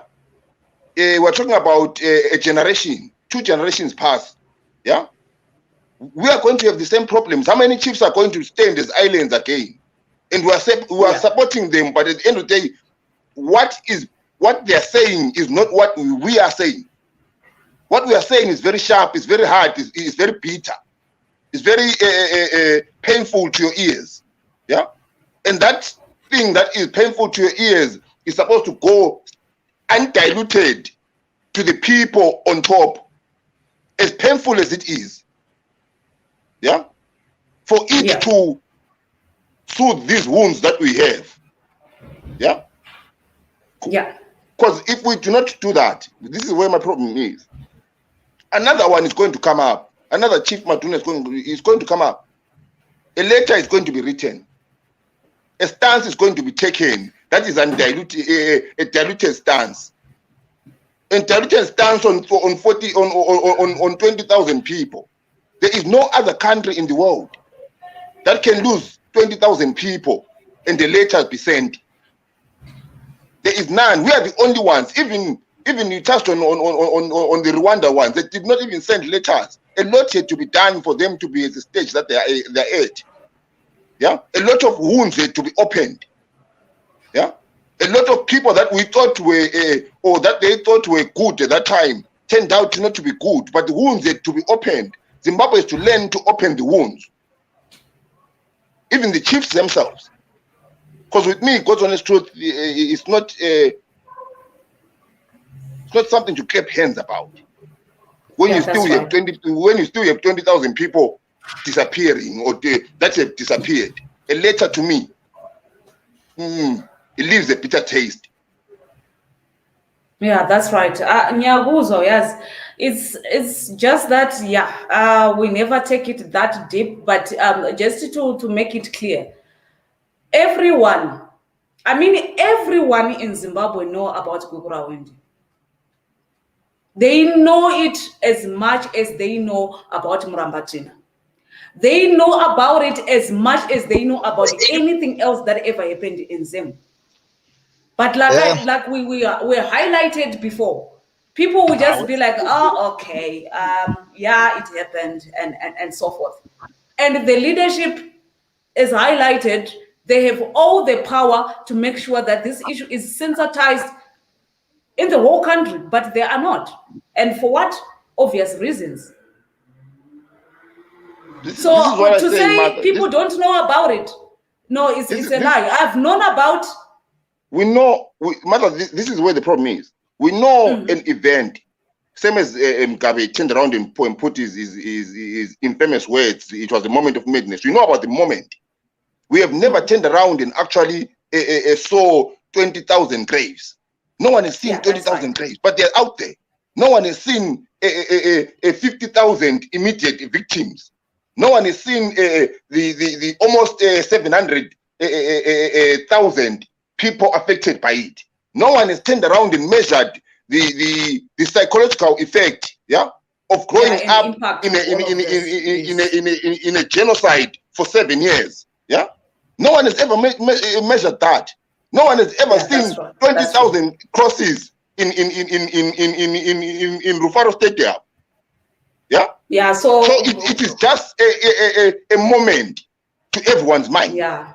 It is not one single person's story, another single person's story, 20,000 stories, 50,000 stories. Yeah. Evidence that it fills up the room, bones that fill up trucks and trucks. The moment we see that is the moment we understand the evilness of ZANU-PF. Just taking it back to Chief Vezi, what would he have wanted for his people? Like the legacy that he was building for his people. What could he have wanted? I'm gonna ask this from all of you. Martha, I would want us to appreciate that the capture and the rot in the country is too big, such that one of the greatest letdown in the legacy of Maduna is that we allowed him to fight solo. And it's not only him who's fighting solo.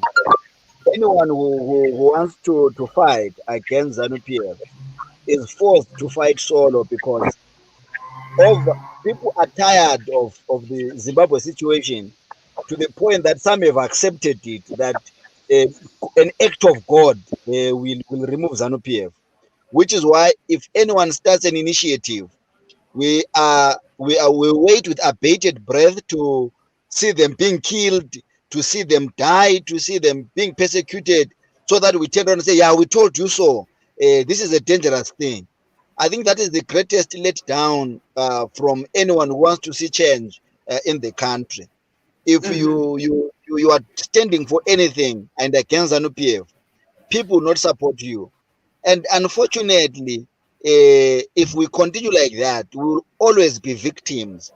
One of the things that we need. Okay, I think we lost him. Network is bumpy, he's still on the road. Mzaca, if you want to pick up from there. Yeah, I think as Zimbabweans should understand where our problem is coming from. Our problem comes from the wrong system that is ruling us. I think you remember the time when we left Zimbabwe, when we were being chased, we had actually made awareness of with those masks, hashtag ZANU-PF must go. As long as we've got ZANU, there's nothing that we're going to achieve. There's nothing, because that thing it will be passed from generation to generation. That oppression, that corruption will continue like that. So as people, I think it's the high time that we come together and fight the wrong system to remove it in totality, not to start with there's around, people are hungry, there's corruption. We need to check out the whole system out, because as Hanana have said, Uti, these guys they believe in violence. I think it's now high time Zimbabweans that they should come together and fight back this system. Because if you check closely, even if you talk to to our elders about the situation during the liberation, during the Rhodesia era, they will tell you that it was better now. It was better than this Mugabe and Mnangagwa era. So to some extent, the independence that we fought for is now meaningless. We now need to fight as a unit. Not that it should be a fight, only that should fight alone as an island, as you have said. That's the system that when someone raise up, like right now, Hopewell is standing up, you'll find people criticizing Hopewell for what he's doing. He's doing a very good job in exposing corruption that is taking place in Zimbabwe leadership, which is ZANU-PF. So we should now support that kind of a person, because the moment you leave him alone, is you actually be swallowed by the system. ZANU-PF will either kill him or suppress him by like what they're doing, taking back to prison for no reason. So as Zimbabweans, we need to understand that it is the high time that we should all stand up and remove ZANU-PF, because with votes we have failed. We should find another way of removing ZANU-PF, because for us to move on forward as one people, as one people, as Zimbabweans, knowing each other, because as the new generation, we believe that there shouldn't be this thing of saying Shona and Debele. It should be a brother and a sister. But the people who are causing those of things is this old generation that we need to remove it in totality. The issue is with ZANU-PF. We might talk until the cows come home, but we now need to find a strategy of removing this whole system, which is ZANU-PF. We might wait for 2023. ZANU-PF will remain in power. They're going to rig elections, but we should find a way of really creating a crisis. They were saying they said ZANU-PF said there was no crisis in Zimbabwe during the time when we left Zimbabwe during 31st demonstrations. As Zimbabweans, we really need to create the really a crisis that will make sure even UN will chip in, SADC will chip in. But the problem that we've got a different breed of youth as compared to the old youth. Kankomo during the time of Joshua Mkabugo. Nowadays, there are now people for TikTok. They're now fond of social media, TikTok, earphones on their phones, WhatsApp, and everything. But we should now put our heads together and remove this system at once. You see, I think one of the problems that we have in Zim is political polarization. any issue that everybody should come together and deal with, it end up going political. And once it goes political, the youth are divided. So it's not like the youth don't see the corruption. It's not that like the youth don't want to fight the corruption, but it always goes back to which camp are you coming from? If there is a way to unite the young people of Zimbabwe without the political polarization, I believe we could stand together and squash whatever problem they have. But as long as it goes back to politics, someone will be standing and say, izanu iyepi. Somebody will stand and say, MDC, it won't work. So as long as it goes back to politics, the fight have some political background and so forth, it will forever be divided. They see the corruption, they hate the corruption, even when they are in ZANU-PF, they hate it. But because of their tallies with the party, it's all about party loyalty. So everybody end up like, okay, I go with my party, no matter the hashtag. So that's why you are seeing Hopewell is not getting much of the support, because it's simply to a ZANU-PF young person who wants corruption to go. It simply goes with, you are wiping away my party, so I'm taking a step back. So how do we unite our people without the political polarization? How do we do that?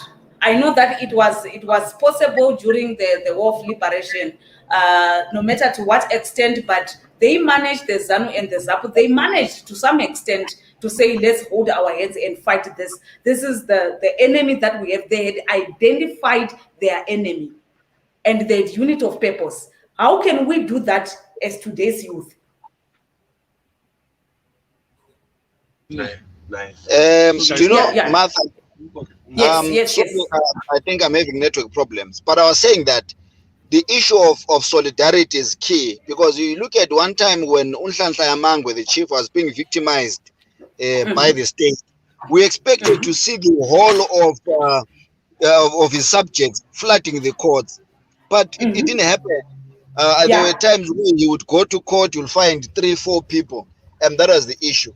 And now coming to unite people in our context, you must understand that it was easier during the liberation struggle because we were fighting a common enemy, which was the secular regime. We're fighting a minority. To unite against a majority is always difficult, because some amongst us want to be associated or to benefit one thing or another from our enemy. So you must realize that from amongst us, from the people that we are living with, there is some that still want to go into ZANU-PF and benefit something at the expense of everybody else. So, and ZANU-PF has structures, they call them cells. In every district, there is a ZANU-PF member, there is CIOs, there is the police, there is the army. These are state functionaries that have got a presence everywhere. So it becomes difficult to unite clearly and say we want to fight ZANU-PF. But one of the things that we could do, we need to promote the independence of institutions. For example, if chiefs were to be independent and weaned from ZANU-PF influence, it will then mean that when they speak, we know that they will not be speaking for ZANU-PF, they're speaking for the people. And once they do that and speak on our behalf, we must rise up and back up whatever they are saying. One of the things that was critical in the ouster of Robert Mugabe is that the army was clever enough to take us and put us in the streets to say to the world, look at all these people, they are against Mugabe. They did not write a letter to say millions against you. They did not send a petition to say millions against you. They took the actual people and compelled us or cajoled us to go to the roads. And when we were there, then they said, these are the people that want Mugabe gone. So whatever we're doing it on behalf of the people. So we want initiatives that are backed up by people that are willing to say, should my presence be required or anywhere, I'm willing to go there. So that if we say those that are victims of Kukura Wondi, let's meet by the Joshua Nkomo station in Bulawayo or by whatever place in Harare, we actually have people, physical people going there to say, we are the people of victims of Kukura Wondi. This is what we want. I kid you not, we are bound to get results when we do that. And the state knows it. That is why every time there is a rumor of a gathering of people to protest or to do anything, the state comes in hard on the people, because they know that the moment you know the actual people behind the cause, it is actually difficult to ignore it. For example, if we say we want Zapu properties, and we say everybody who was Zapu, who contributed money to buy those properties, let's meet by Magnet House, which is one of the buildings. Bring your children, bring your cousins, bring your neighbors, bring your relatives, and we have actual human beings there. I am telling you, it is going to be a different ball altogether. So I feel this is what we need to do. This is solidarity that we need, to put your body where your cause is, to put your body where your ideology, where whatever you believe in is. We need people to physically be there. We need people to avail themselves physically for these causes. And I am sure that once we start doing that, even the government would know that these are not people to play with, because we are the voters. In as much as they rig, but they will know that these are the people that will vote against us. We need to create a certain element and aspect of hostility around the people that are bullying us. One time I was shocked when Innocent Kala was asked to say, you are one of the perpetrators of Kukura Wondi. He said, no, it's impossible, because I live amongst the people that you think are victims. And Mzaca not even one day to show that they're angry at me, which means these people know that if people are angry at them, something has to happen. They must be uncomfortable around us. Not that I'm saying we should beat them, but we should make them uncomfortable. We should isolate them. We should hold them accountable as individuals. I'm telling you, once we start dealing with issues that way, you will see a great and a lot and a great deal of change. Okay, thank you so much. I want, because we are left with only 10 minutes, it's just been great having you guys for the past almost 2 hours. I want something from all of you. Based on Chief Vezi's vision and mission and what he stands for, what is your advice to young people? What is your advice to the leaders? What is your advice to his grandchildren, to his children, to whoever is going to step in his footsteps? This is from all of you. I think we can do each 2 minutes because of our time. Yeah, maybe let me take my 2 minutes because my battery is low. Then I'll exit just now. Okay. But what I want our people to learn is that let us be true to what our fathers stood for. Let's not betray their legacies. It is a shame for us to spit on our fathers' dead corpses and hold hands with their killers and their abusers and victimizers. We need our people to be true to the things that our fathers fought for. We need to hold everyone who abused them accountable. And finally, we need to tell their story. Everyone has a responsibility to tell the story of the people around them. Let's write down, let's chronicle, let's document, and I'm sure at the right time, our story will be known. Thank you so much. That was Mthulisi Hanana, who is a human rights defender. Thank you so much. Your contribution has been so great. I'll be in touch with you off air, and we'll talk more. We need you more here on Radio 54 to share this kind of, your contribution is really highly appreciated. We are learning a lot. There's somebody sitting at home who didn't know most of the stuff that you shared. So thank you so much and have a great day. Thank you, Mother. Have a great day yourself. Okay, thank you so much. Mzaca? Okay. Basically, oh, I think we lost him. His network just cut him off. I can come to you, Zeti. I wanted you to be, the last to. Yeah, it's okay. With me, I say from the legacy, we have to. There's a simple lesson to be learned. 60 years as a revolutionary he was. 20 years he managed to change from white power or Smith's power into black power. 40 years it took him until he died. He did not even achieve it. For the recognitions of the evil that ZANU had done. The only thing we can learn from that is we do not have time. We are all going to die. We are all going to die without fulfilling anything, without seeing the removal of ZANU, without seeing the change of ZANU. ZANU is a different animal. It's an animal that says it looks like me and you. It talks like me and you. It moves like me and you. It listens to the same music and likes the same food. It is hard to point out the animal sleeping in the bed next to you. It is easy to point out the white one. So the legacy is this different animal that looks like me and you. We have to be serious about it. More serious than the white animal, because the white animal we can point out and say there is amongst these people. It's the only white there amongst the black people. The black animal turns around, it's got camouflage. And we are suffering from that. So the legacy is very clear. We do not have time. We have to therefore separate ourselves through ideology and belief. Because without that, we are going to follow his legacy and die without fulfilling what he started. Thank you. All right, thank you so much. Ngicela ukufunda something from Jason Amaphosa. Bafowethu njengoba sikhuluma kungani lingakhuluma isiNdebele just to respect uNkonjeni. I'm so sorry Jason ukuthi we had to lead this in English so that everybody else who doesn't understand the language. But in between, besizama shem besishaya isiNdebele the whole day. Ungaqhubeka Mzaca.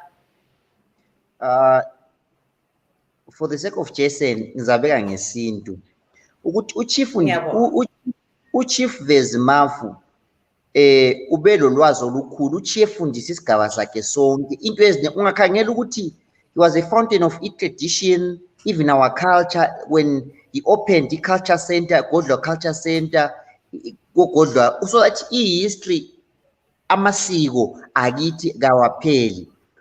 Ungakhangela uChief Mafu ube umuntu othanda ukuthi abantu abaningi bafunde. Ungakhangela abantu abaningi engaba like prominent people or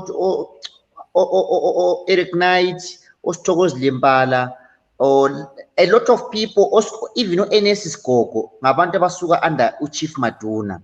uChief Maduna so ukuthi ungakhangela besifunde ubona nginje ngisazi izangelo zikaChief Maduna lokuthi ngisuka ngaphi. Young people should know where they come from and babekwazi ukuthi bona basuka ngaphi udabuka ngaphi. Like right now nxa sikhuluma ukuthi kogodlawo ngiyakwazi kogodlawo ngaphi ngikhuluma ngento zakithi. Kangiwakhangela silabantu njengabo Jazz Marabini thina isivele long back people used to sing imbube kule amagroup amaningi ogodlawo ama-brasters imbizo zasukela kumbube utshengisa ukuthi it was part of the culture yakogodlawo umahlaba ithwali sile mbongi esuka kogodlwayo ama-poet ababebehayi utshengisa ukuthi ugodlwayo bekuyisigaba yisigodlo ebesithanda ukuthi abantu babezazi where they come from, and also it gives us confidence wherever we go. Angesabi ukuthi siwa ugodlwayo mina umahlaba ithwali is something that is in me, it's part of me wherever I go. That's the legacy that Chief Mafu left for us. Uti, you are proud of yourself, who you are. Ngokuthi yonke into ube mduna ebihlonitshwa kakhulu. He was strict. Abantu besazi ngiyakhumbula ukuthi there's a time when this other guy owayephambanisile wathiwa aqhube inkukhu ezingu-40 esiyazinathisa amanzi in a dam that is 5 kilometers away from a Chief Maduna's home state. So is that kind of person obengabhodi. We have seen a lot of, even though they used to call them controversial statements, confronting the regime about what to do. So yikho okumenze waba unpopular in the other sectors. So as a chief ubekwazi ukuthi umela abantu ube likhosi lomdabu singabakwazi sezinduna nxa zingakopa khona lapho ukuthi ikhosi lomdabu kuyini lokuzasincedisa ngcono. Okay. Oh, thank you so much. And uyibeke kahle. Thank you so much for coming through today and being in studio. Sifunde into eziningi, and I will be inviting you again very, very soon, because I think we left it hanging. We want to see the legacy, especially the young people who are learning, who learned from Chief Vezi. You are one of them, since you worked very close to him. And it is so great to know that you know, we have people who are going to carry on the legacy, you know, who learned from the horse, if I might call him that, who learned straight from him, and who know ukuthi kumele kuyenzweni and from where to where. And just for my advice, let's not this fight, let's not this legacy just be about Imatebeleland. For me, I advocate for Africa. I advocate for unity of Africa. Yes, we are from different tribes, but we are fighting for one thing. We are fighting for good leadership. We are fighting for great legacy. We are fighting for integrity. We are fighting to create the Africa that we want. From different ideologies, yes, but okusalayo sifuna ukuphila kahle. Sifuna ukuba kahle. Marshal, nifuna ukungena sokuseli 1 minute. Please, ngicela nishaye kahle in the next 30 seconds, because bayasicisha khona manje. Hello. Yebo. How is my son? It's just like Mzaca. How are you, my son? Anyaphila, mewethu kunjani? We want you back in Vezi, please. They want you back because lokhu sedudabisa amafula phana uBhayisi nawo. Ngikuzwa kahle. We want you back in Flabusi. Dambisa Mafu made a massive mistake. Yeah. Okay. I'm one of the people who never took time to respond to what he did is not us. It's an insult to our chief. All right. Okay, let me just read something. Are you finishing? Yes. Let me read something from Alex from our fans group. We're saying, let's find a way of uniting Zimbabweans and fight this as a national issue. This should never happen again. Let's put it so that at least we list some of the victims can get the compensation, not their grandchildren. I'm so saddened by the resistance the government is applying to the issue. The truth, yes, but let's agree on the level of compensation before all the victims have gone. Those responsible will delay the commission issue till they are convicted posthumously. Thank you so much. I was told the next show is about to start. So guys, I think Senyor Trisha from the broadcast, but this StreamYard is gonna be on. So yeah, but guys, thank you so much for the connection. You connected me to these people, so ngiyabonga kakhulu. They were of great help. And from the Vezi Maduna family, thank you so much for allowing us to do this. I know it was too soon to start just singing and siyabonga.